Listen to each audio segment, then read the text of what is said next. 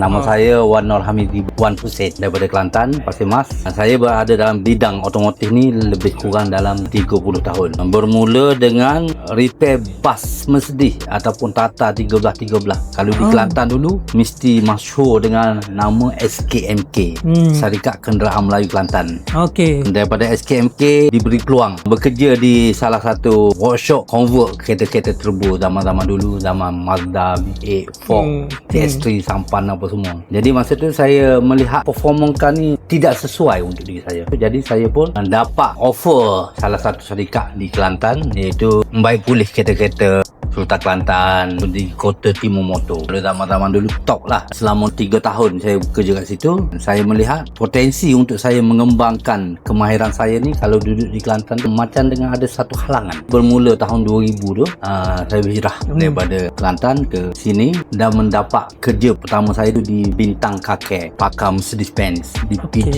Dia ada beberapa lagi syarikat di Shah Alam, Petaling Utama, ada 5-6, saya ingat macam tu lah.